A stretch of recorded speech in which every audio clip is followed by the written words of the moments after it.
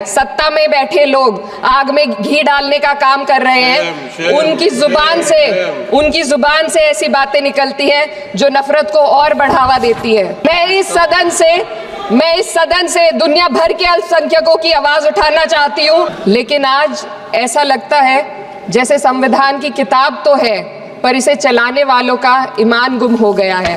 संभल में जो हुआ वो सबके सामने है।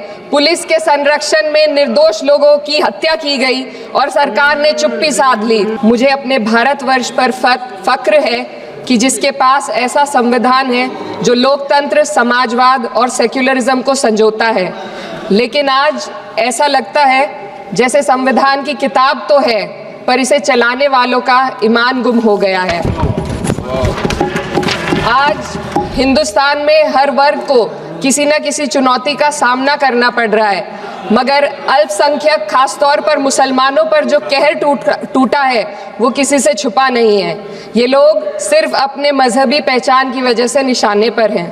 संविधान का अनुच्छेद 15 कहता है कि किसी भी नागरिक के साथ धर्म, जाति या किसी और वजह से भेदभाव नहीं होना चाहिए, लेकिन हकीकत इसके उलट है। हालात इस कदर बिगड़ चुके हैं कि hate speech, mob lynching, bulldozer द्वारा घरों को गिराने की घटनाएं आम हो गई हैं, खास तौर पर उत्तर प्रदेश में, जहां ऐसा लगता है जैसे कानून के नाम पर जंगल राज चल रहा हो। संभल में जो हुआ वो सबके सामने है। पुलिस के संरक्षण में निर्दोष लोगों की हत्या की गई और सरकार ने चुप्पी साध ली। अल्पसंख्यकों पर हिंसा बढ़ती जा रही है, मगर सत्ता में बैठे लोग या तो आंखें मूंदे हुए हैं या फिर इन घटनाओं को बढ़ावा दे रहे हैं। हद तो तब हो जाती है जब न्यायपालिका की बात भी अनसुनी कर दी जाती है। सुप्रीम कोर्ट ने मॉब लिंचिंग पर 11 सूत्रीय निर्देश जारी किए थे। इसमें साफ कहा गया था कि राज्य सरकारें और पुलिस इस तरह की घटनाओं को रोकने और दोषियों पर सख्त कार्रवाई करने के लिए जिम्मेदार है, लेकिन आज भी इन निर्देशों पर अमल नहीं हो रहा है।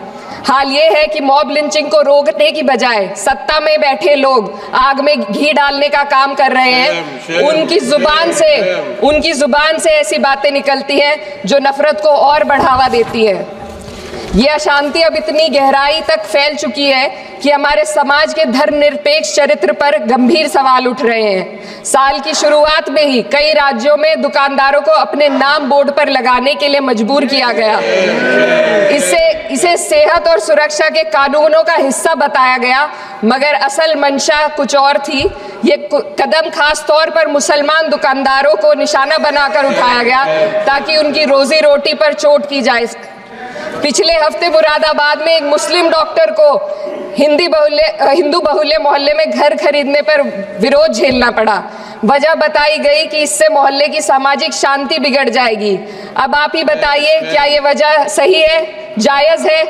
असल में ये छोटी बड़ी घटना इस बात का सबूत है कि सांप्रदायिकता को बढ़ावा देने वाले बयान और नीतियां हमारे समाज को अंदर से खोखला कर रही हैं। उत्तर प्रदेश में यति नरसिंहानंद ने बेहद घटिया बयान दिया, लेकिन सरकार इन बयानों पर कोई कार्रवाई नहीं कर रही। हेट स्पीच न केवल जनमानस के विचारों को प्रदूषित करती है, बल्कि इससे अब संवैधानिक पदों पर बैठे लोगों को भी प्रभावित कर दिया है। अभी हाल ही में माननीय उच्च न्यायालय इलाहाबाद के माननीय न्यायाधीश ने ऐसे बयान दिए जिसका संज्ञान खुद सुप्रीम कोर्ट को लेना पड़ा। संविधान के अनुच्छेद 29 और 30 ने अल्पसंख्यकों को उनके मजहबी और सांस्कृतिक हक दिए हैं ताकि वो अपनी पहचान को बचा सके और अपने संस्थान चला सके, लेकिन आज उन्हीं हकों पर हर तरफ से चोट की जा रही है। वक्फ जैसे बिल लाकर उनके धार्मिक अधिकारों को छीनने की कोशिश की जा रही है। आज अल्पसंख्यक समुदाय को संविधान द्वारा दिए गए अपने बुनियादी अधिकार पाने के लिए लंबी लड़ाई लड़नी पड़ रही है। ऐसे कई मामले अदालत ने न्याय देकर संविधान की रक्षा की है, लेकिन अदालती प्रक्रिया में जो समय लगता है उसकी वजह से देश के सामाजिक ताने बाने को भारी नुकसान उठाना पड़ता है। मिसाल के तौर पर इलाहाबाद हाई कोर्ट ने 2004 के मदरसा एक्ट को रद्द कर दिया था, जिससे मदरसों के संचालन पर सवाल उठे। हालांकि सुप्रीम कोर्ट ने बाद में इस फैसले को पलट दिया और एक्ट को वैध करार दिया, लेकिन इस प्रक्रिया में जो समय लगा उसने अल्पसंख्यकों को बेचैनी और संघर्ष के दौर में डाला है। इसी कड़ी में प्लेसेस ऑफ वर्शिप एक्ट 91 भी आता है और कई अन्य अधिकार, उन्हें भी इसी तरह अदालती लड़ाइयों में उलझाया जा रहा है। ये स्थिति न केवल अल्पसंख्यकों के अधिकारों की राह में रुकावट है, बल्कि justice delayed is justice denied जैसी कहावत को सिद्ध करती है। मैं इस सदन से दुनिया भर के अल्पसंख्यकों की आवाज उठाना चाहती हूँ, खास तौर पर हमारे पड़ोसी